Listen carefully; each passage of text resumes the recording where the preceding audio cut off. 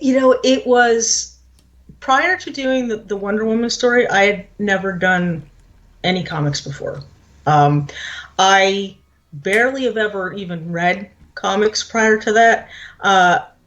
Brian is a huge Brian Keene and I live together. He's a huge comic book fan, and I mean, to say the least. Right, right. And I he's tried to get me to read comics before, and as far as the superhero stuff went, I speak of the devil. Yeah, yeah. Hi, Jay. Hi, Hey, Jay's Brian. audience. I heard comic books. We must talk comic books. See, Talking comic books. if you can see this, this is his. It's not even a fraction. Oh, It's yeah, not yeah, I'm even aware. a pinch of his collection. 28 long boxes. It's craziness. And he's tried to get me to read comics, and he's tried to find ones that he thought I would like. But when this DC thing happened, they said, he had mentioned he had talked to Keith Giffen, who was overseeing this project, and Keith Giffen is a fascinating and funny man. He was great to work with, but if you've ever seen Guardians of the Galaxy, the raccoon Yeah. in Guardians of the Galaxy. That's Keith Giffen. That's his personality, absolutely. So he can be a little intimidating, But he was great, and he'd read some of my books, and he wanted me to give the Wonder Woman a shot and do a story for that. And he said, basically just, here's basically kind of the concept we're going for. And just give me what you got. And so I said to Brian, I said, this is so great. What do? I don't know how to write a comic book script. And he gave me a basic template for how comic book scripts are written. Right. And he told me, and I always think of this, if like the few graphic novel things I've done since then. I always try to remember this, is that if you're looking at, say, like a 3-minute action sequence, a comic is all the most important stills from that action sequence. You can't have somebody say, climbing up a ladder and jumping on the top. Like, that would have to be two different actions. You can only show one action per panel. But you can be creative with it, and you can do almost anything you want to using the background and the foreground and the facial expressions, and how close is the camera, quote unquote, to the person's face or to the action going on. Where do you want the focus to be? All that is up to the script writer, and it was such a different type of writing. Yeah. But it was fun. It was fascinating and fun to be able to tell a story in such a different format. And so I would write out like this is what's going on in this panel. This is what the people say, and Keith said it was scary. He said it was. He said he.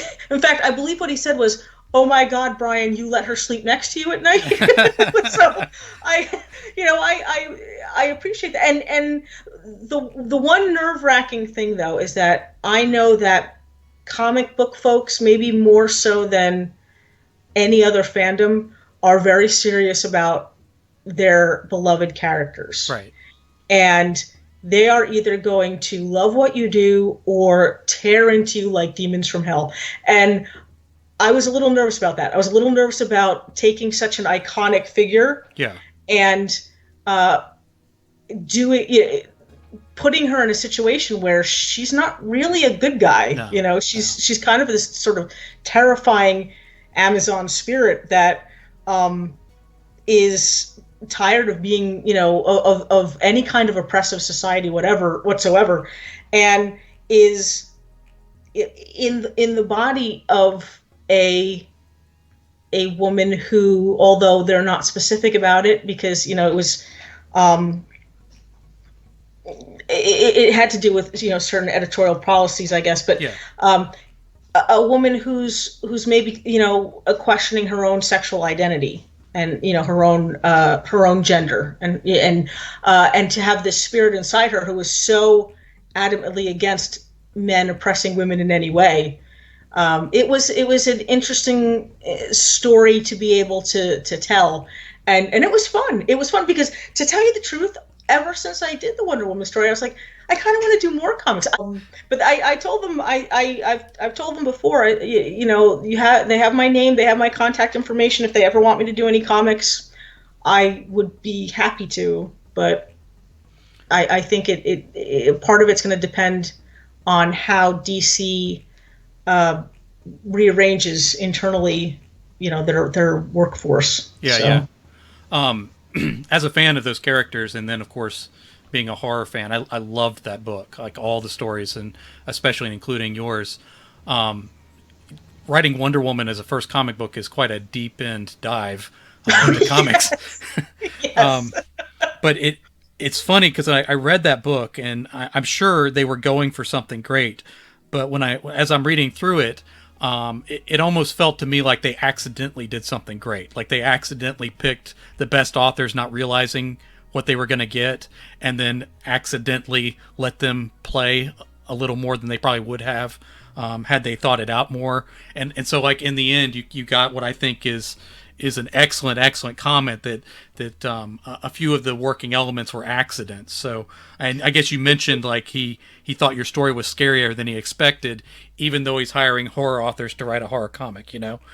And that's partly my fault. I misunderstood what he'd said, because he said, go wild, do whatever you want to.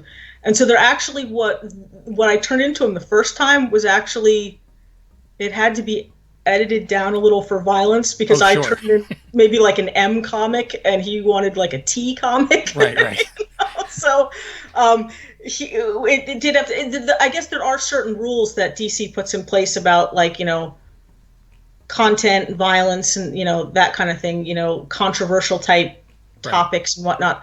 But I think you're right. I think with the project, Keith said, this is an idea I have. This is what I want to do. Shut up, trust me, it'll work. And DC said, okay. You know, all right. But I think that the feeling maybe above Keith's head was, well, they're not comic book writers, so comic book people aren't going to respond to what they're doing. And Keith said, you need to trust me. They're horror writers writing a horror comic. It'll work. And I think it did. I think, it definitely did. I think it was, I think he picked writers whose work he knew, and he gave them something that he believed they could do, but would still be somewhat challenging.